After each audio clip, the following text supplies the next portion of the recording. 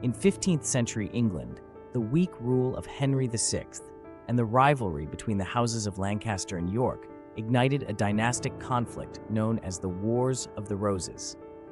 The Red Rose of Lancaster and the White Rose of York became symbols of a struggle that would reshape the nation's future. This war was not just about crowns, but about the very soul of medieval England. The conflict turned violent in 1455 at St. Albans, where Richard, Duke of York, ambushed the king's forces. This first battle lasted only 30 minutes, but marked a turning point. Henceforth, kings would be made by swords, not just by birthright. Henry VI was captured, but the Yorkists' victory was fleeting. The Battle of Towton in 1461 remains England's bloodiest day. In a blizzard, Edward IV led the Yorkists to slaughter 28,000 Lancastrians. The snow turned red as Henry VI fled, and Edward claimed the throne. But Towton's brutality ensured the wars would continue. Revenge was now a mortal debt.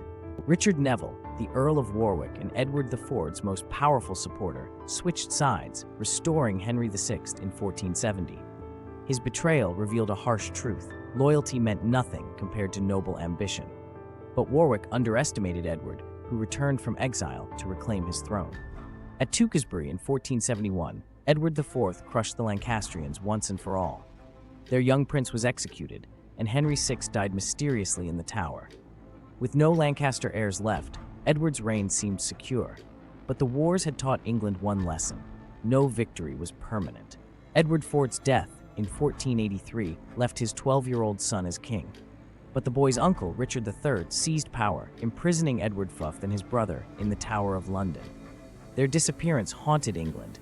Richard had the crown, but without trust, his rule was doomed. Henry Tudor, a distant Lancastrian relative, landed in Wales with French backing. His forces marched to meet Richard III at Bosworth Field. The odds favored Richard, but nobles defected mid-battle. The last Plantagenet king died swinging his sword, and Henry was crowned on the spot. Henry VI married Elizabeth of York, uniting the warring houses. The Tudor rose, red and white intertwined, became England's new symbol. But this was more than pageantry. Henry systematically dismantled noble power, replacing feudal armies with royal courts and tax collectors. The Tudors rewrote history, casting the wars as divine punishment for disobedience. The Star Chamber silenced nobles, while propaganda hailed Henry as England's savior.